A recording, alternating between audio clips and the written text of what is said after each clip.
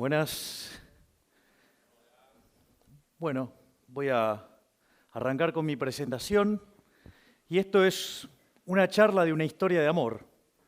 Mi historia de amor con las ideas de la libertad. Y tiene 3 capítulos, porque en la medida que uno va estudiando y va profundizando en esto, el romance va surgiendo de distintas maneras. Lo primero que me enamoró del capitalismo y la libertad básicamente fue que es una máquina de sacar gente de la pobreza, que es la máquina de la prosperidad, que es la máquina del bienestar. Pero claro, cuando uno avanza en esta idea, se encuentra con detractores que acusan al sistema de ser injusto. Entonces, el segundo momento del romance arranca cuando uno se empieza a poner a estudiar sobre, básicamente, si el sistema es justo o no. Y uno lo que descubre que no solo que es justo, sino que además es el único sistema que es justo. Y como si fuera poco, la tercera etapa es una etapa estética, donde claramente uno llega a lograr percibir la superioridad estética del capitalismo. Entonces, lo primero que hay que comprender es que la historia de la humanidad es una historia donde básicamente siempre la condición del hombre fue la pobreza. Es decir, hace poco más de 200 años, el 95% de la población del planeta Tierra estaba por debajo de la línea de pobreza extrema, es decir, vivían con menos de $1 diario, ¿sí? Luego llegó el capitalismo, ¿sí? Y ahora, digamos, en un mundo que tiene 7 veces más de personas, porque hemos superado los 7.250 millones de habitantes, ¿sí? Hoy las personas debajo de la línea extrema es menos del 5%. La contracara a esto es un aumento fenomenal de la productividad. Si uno toma la historia desde el año 0 hasta el año 2000, el PBI per cápita se multiplicó por 12,9 veces. Sin embargo, en los años que van entre el 0 y el 1800, solamente subió 40%, todo concentrado justo después del descubrimiento de América. ¿Hasta qué? Hasta que llegó el capitalismo, sí, que generó la revolución industrial, y a partir de ahí, sí, el PBI se multiplicó por más de 9 veces. Es decir, y lo otro que se percibe es una fuerte aceleración del crecimiento en el mundo. Fíjense que entre el 0 y el 1800 el mundo crecía a una tasa del 0,02% en términos per cápita. Durante el siglo XIX se acelera casi 33 veces al saltar a 0,65. En los primeros 50 años del siglo XX se creció al 1,06. En la segunda parte al 2,1% y hoy el mundo crece al 3%.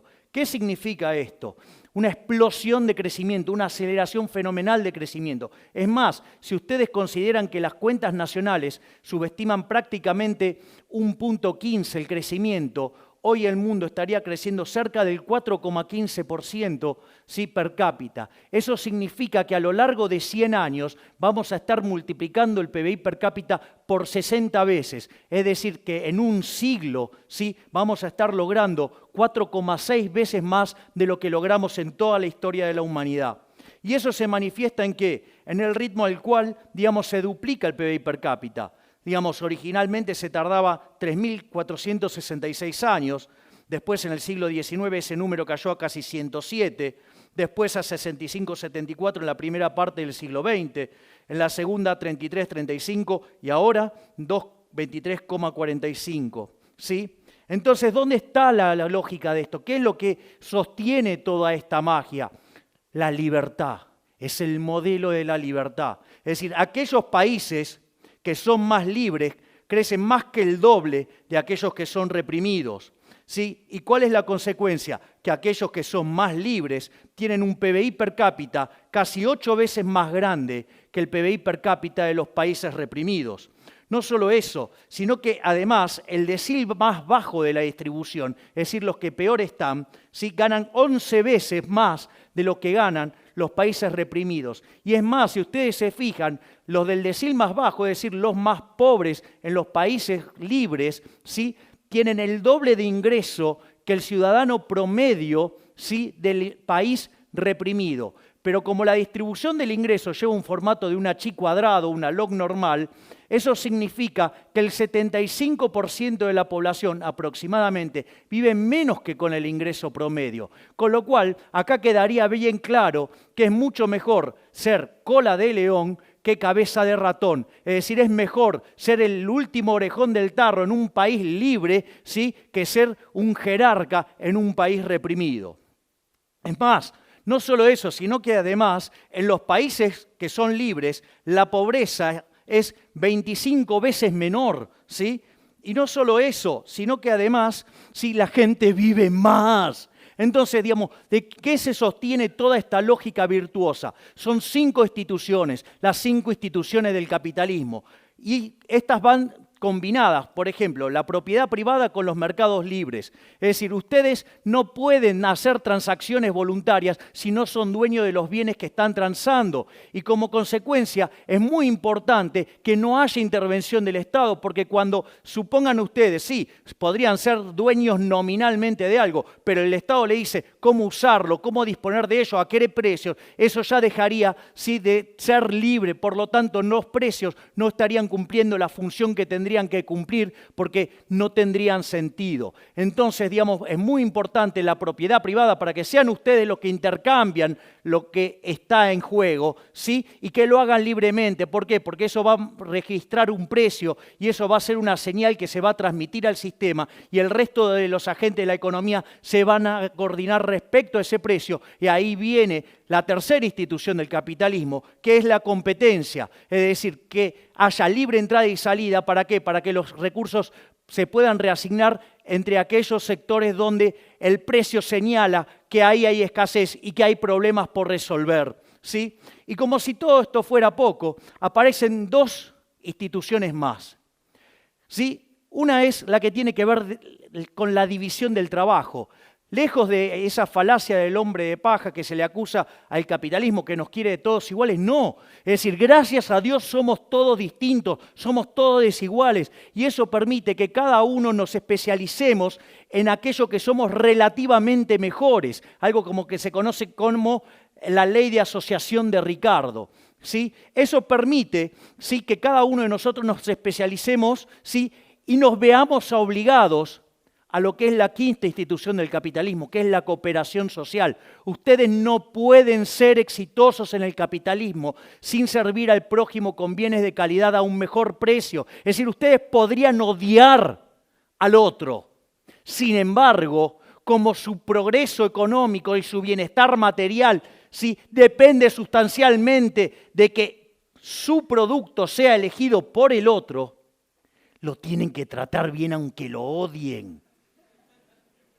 Es decir, como decía Bastiat, donde entra el comercio, no entran las balas. Por eso, digamos, no tiene sentido esa estupidez de la teoría del derrame. No hay derrame. Desafío al que quiera, ¿sí?, donde la literatura liberal habla del derrame. Jamás hablamos de esto. Porque, a ver, a Steve Jobs, ¿sí?, no se le derramaba nada. Digamos, a Bill Gates no se le derramaba nada. Ni ellos tampoco fueron un derrame de IBM. Digamos, el que gana plata no se le derrama nada. Es decir, acá se basa todo en cooperación social y ustedes solamente pueden triunfar satisfaciendo las preferencias del prójimo. Entonces, pero me vienen después con los nórdicos. No, porque el socialismo de los nórdicos. A ver, vamos a ver qué es de los nórdicos. Por ejemplo, miren estos muchachos. Posición en Doing Business. Miren todo lo bien que están los nórdicos en Doing Business. Miren lo bien que están los nórdicos en libertad económica. Miren dónde están los nórdicos en materia de mercado laboral desregulado. Y miren dónde están los nórdicos en respeto de los derechos de propiedad. Es decir, de socialismo creo que le quedaron solamente los altos impuestos, los cuales además lo empezaron a bajar sustancialmente, por ejemplo, después de que quebraron a fines de los 80. Es decir, que de socialismo solo tiene el nombre, porque en realidad son más pro mercado de lo que la gente se cree. Entonces, una vez que uno tiene esta contundente evidencia empírica, aparece el problema de la desigualdad. No porque el capitalismo es desigual. Bueno, veamos en qué se sostiene toda esa patraña mentirosa, ¿sí? Primero, digamos, el problema en los socialistas que parten de una teoría del valor, que es una teoría del valor estúpida. o sea, llamada teoría del valor trabajo. Es como que ustedes, digamos, para determinar el precio de algo, ¿sí? Ustedes pueden sumar los costos. Es como que, digamos, que uno quisiera, digamos, producir vino en una sociedad, entonces toma el costo de la uva, el costo de la botella, el costo de la etiqueta, el costo del corcho, le pone un margen y con eso vende. Digamos, ¿a ustedes se les ocurre qué puedo hacer con una botella de vino, de ese gran vino, en una sociedad de abstemios? Bueno, me imagino que estará aumentando la producción de vaselina en este mismo momento. Sí, pero digamos, o sea, además sería un mundo tan tonto, sí, que además no habría quiebras. Y yo creo que hay quiebras. Es más, la teoría de la explotación que sale de eso es una estupidez. Porque fíjense esto, si hay algo que caracteriza el progreso tecnológico impulsado por los empresarios, es que ahorra trabajo. ¿Cómo? Está explotando a los trabajadores y utiliza tecnología que ahorra trabajo, es decir, para reducir la explotación. Ahora nos encontramos que en la teoría de la explotación, entonces, en el fondo los empresarios son benefactores sociales. Uy, me parece que los enganché en alguna contradicción. Por eso, digamos, la teoría económica avanzó hacia la teoría subjetiva del valor, donde, digamos, los precios se determinan por las preferencias y la escasez. Y a partir de ahí surge la remuneración de los factores. La remuneración de los factores viene dado por algo que se llama el valor del producto marginal. En el caso del trabajador, ¿sí? Sería el valor del producto marginal del trabajo, es decir, el salario, que se compone de dos elementos. El precio, donde intervienen las preferencias y la escasez, con lo cual a ustedes no les puede ir bien sin servir al prójimo con bienes de calidad a un mejor precio, porque si no hay quiebras y el precio es cero. ¿Sí? Y por otro lado, tiene que ver también con ¿qué? Con la productividad. Entonces, si ustedes generan algo que sirve al mercado, que sirve a la gente, que le arregla la vida a la gente y además son productivos, se van a llenar de plata. Pero está bien que así sea porque van a ser benefactores sociales. Entonces, eso permite ver de qué va la distribución del ingreso. En el fondo, la distribución del ingreso tiene que ver con cómo ustedes lograron servir al prójimo, es decir, cuán eficientes fueron arreglándole el problema a la sociedad. Y cuanto más productivos sean en ello, mejor les va a ir. Es decir, entonces, pero ¿qué hay acerca de la justicia del capitalismo? Entonces, ¿saben qué? Que todos los intercambios son voluntarios. Algo que los que miran teoría del valor trabajo no pueden entender, porque las cosas valen según el trabajo que tienen. Claro, entonces, ¿qué van a intercambiar? Nada. Entonces, yo les voy a contar el caso de una sociedad, ¿sí? Que aparece un chiquito que juega al fútbol y la rompe toda, se llama Messi, ¿sí? Entonces, claro, todos quieren tenerlo a Messi, porque saben, ¿sí?, que si lo tienen a Messi van a ganar todo. Ahora, ¿cuál es el punto? El punto es que Messi, cuando todos lo empiezan a demandar, ¿qué dice? Y yo quiero más plata. A punto tal que me gustaría llevarme por mes 2 recaudaciones del estadio, con lo cual habría que estar duplicando el precio de las entradas. Los únicos que quieren pagar eso son los catalanes. Con lo cual lo contrata el Barcelona, entonces le pega un peludo a todos, o sea, termina siendo campeón por escándalo, se le matan de risa a los madrileños en el propio Madrid, toda una fiesta. Ahora, cuando miran la distribución del ingreso, queda arriba Messi, después los dirigentes del Barcelona y los jugadores del Barcelona, después todos los españoles, salvo los catalanes y por último los catalanes. ¿Alguien podría decir que eso es injusto? Si todos consiguieron lo que querían. Pero vamos a otra sociedad. Supongan que yo subo a un autobús con mi amiga Cristina, que tiene fuertes valores sociales, y se sienta a mi izquierda, y entra de repente un señor con los bolsillos repletos de dinero. Eso a ella le parece tremendamente violento e injusto. Entonces saca un bate de béisbol, le pone en la cabeza y dice, o me das tu dinero o te rompo la cabeza. Entonces el hombre accede gentilmente a darle el dinero y suponiendo que no se la gasta ni en cartera, ni en zapatos, ni en hoteles y cosas por el estilo, ¿sí?, la reparte igualitariamente entre los que estaban en el autobús. La pregunta es, ¿ustedes podrían decir que esa sociedad es más justa? Entonces, lo que hay que ver también es que a lo largo del tiempo la distribución del ingreso va mejorando. Miren lo que era en los 60, ¿sí? En los 80 fue mucho menos desigual, en los 2000 mucho menos desigual. El índice de Gini se viene cayendo estrepitosamente y ustedes miren lo que era la distribución del ingreso en el 2003 y en el 2011. Es decir, que con el correr del tiempo el mundo se va haciendo más igualitario. Entonces ahora nos enfrentamos a la situación de afirmar con todas las letras que la justicia social es injusta. ¿Por qué? Primero entendamos la lógica populista. La lógica populista parte básicamente de lo que es la forma de la distribución del ingreso. Si debajo del ingreso promedio vive el 75% de la población, hay un negocio electoral buenísimo que es hablar de pobres y ricos y que le vamos a sacar a los ricos para darle a los pobres. Cuando pasa eso, ¿sí? ¿El resultado cuál es? Mire, digamos, electoralmente garpa un montón, ¿sí? Porque ustedes le están hablando del 75% de la población, pero lo que hay que entender es que la torta no es algo que está fijo, sino que por la teoría de la distribución, ustedes ya vieron que es un proceso dinámico que se genera en el mercado, porque si ustedes produjeran algo que no les sirve a nadie, van a la quiebra y no sacan ningún ingreso. Consecuentemente, ustedes ahí lo que tienen es que la lógica del populismo y el socialismo lo que hace es destrozar los incentivos, hace que la torta termine siendo más chica y que todos terminemos siendo más pobres. De hecho, digamos, siempre fue un sistema basado en generar gran cantidad de miseria.